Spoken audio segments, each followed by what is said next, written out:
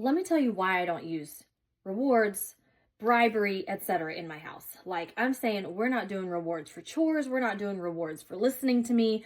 I'm not promising you a treat or a trip to the toy store if you're good or anything like that. I've cut all of that out of how I parent my kiddo, and here's why. This is coming from somebody who, I was a teacher for 15 years. I used rewards under the guise of positive reinforcement for a long time in my early teaching career because that's how I thought things were supposed to be done. In reality, though, what I learned was that if I'm bribing my kids, rewarding my students for completing basic tasks, what I'm actually teaching them is that every task deserves a reward. And another thing I'm doing is I'm saying that I have the power to make you do whatever it is I want you to do if my reward is good enough. Maybe you can see how this sets our children up to not be prepared for unsafe peers, tricky adults who say, well, if I can give you a good enough bribe, then you should just do whatever it is I'm doing because the discomfort or whatever it is that you're going through, it's going to be worth it. You go through it because I'm going to give you a reward at the end. So that's two of the biggest reasons why I stopped using rewards, is because I realized that unintentionally, by doing positive reinforcement, which people took it way too far, including myself.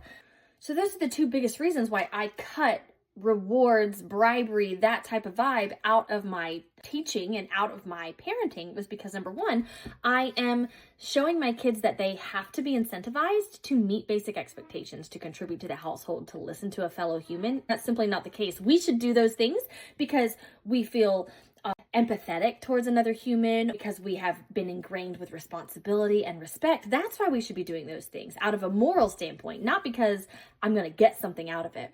And the second thing is that when I'm showing my kid that they can be bribed, I'm showing them that they can be bribed, even if that means by an unsafe peer or a tricky adult.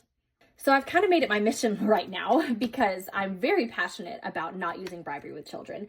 And I have created a course called How to Get My Kids to Listen Without Bribery, Yelling, Threats, etc.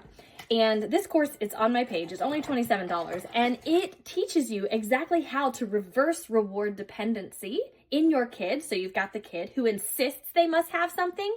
Like, no, we're going to reverse that. We're going to instill natural responsibility and cooperation. I help parents do this as a certified parenting coach. I use my knowledge from all my teaching years in order to help me reach these kinds of parents.